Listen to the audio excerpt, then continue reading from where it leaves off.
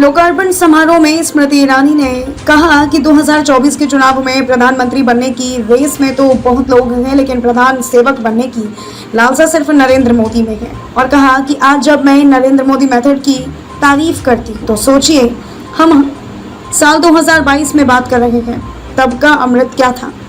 उनका संकल्प जनशक्ति का मंत्रालय अब भारत देश में भारत सरकार में बन चुका है। एक शब्द ऐसा नहीं, एक वाक्य ऐसा नहीं और एक संकल्प ऐसा नहीं जो जनता के सामने प्रस्तुत ना हो और समाधान में परिवर्तित ना हो। और कहा कि जनता भी जानती है कि खौफ जनता को नहीं, उन राजनीतिक दलों को है जिन्होंने जनता को अब तक विकास से वंचित रखा। और इसीलिए बम फटा मैदान में और धमाका हुआ उन राजनीतिक दलों के मध्य में जिनके हाथ से सत्ता छूट गई। से नर्मदा का पानी गुजरात की जनता तक ना पहुंचे, इस प्रकार का षड्यंत्र तब की सरकार ने किया। लेकिन जल शक्ति और जनशक्ति के माध्यम से नरेंद्र भाई ने डटकर ऐसे राजनीतिक तत्वों का सामना किया।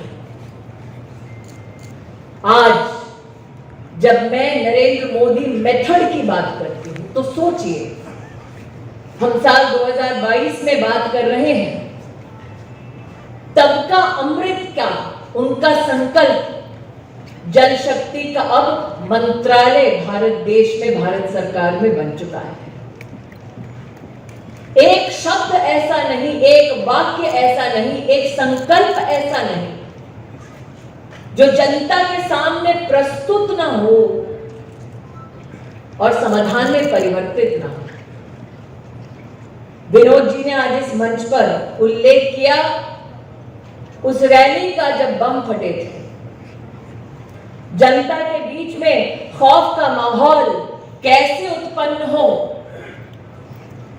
नरेंद्र मोदी जी के नेतृत्व के संदर्भ में कैसे अलग अलग प्रकार की टिप्पणियां हों, उस उद्देश्य के साथ खौफ का माहौल तैयार किया गया।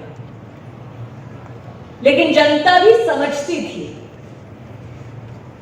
कि ऐसा क्या है इस व्यक्ति के नेतृत्व में, ऐसा क्या है उनकी कार्यकुशलता के बारे में कि खौफ जनता को नहीं बल्कि उन राजनीतिक दलों को है जिन्होंने अब तक जनता को विकास से वंचित रखा।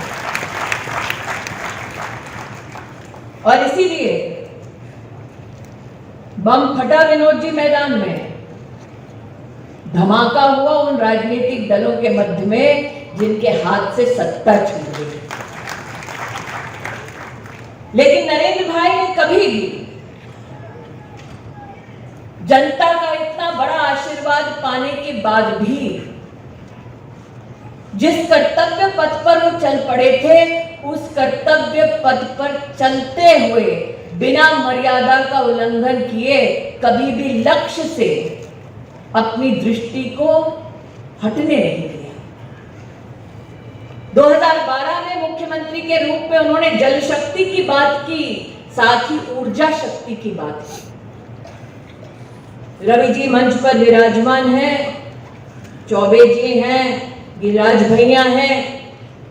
जब कैबिनेट में या कैबिनेट के साथ साथ काउंसिल में नरेंद्र भाई चर्चा करते भारत के विकास की, तब बार बार इस बात पर सबका ध्यान आकृष्ट करते कि स्वतंत्र भारत को ऊर्जा की दृष्टि से स्वावलंबी होना है, ऊर्जा की शक्ति को पहचानो और ऊर्जा की शक्ति को मैन्युफैक्चरिंग से लगाओ और देश की अर्थव्यवस्था को आगे बढ़ाओ।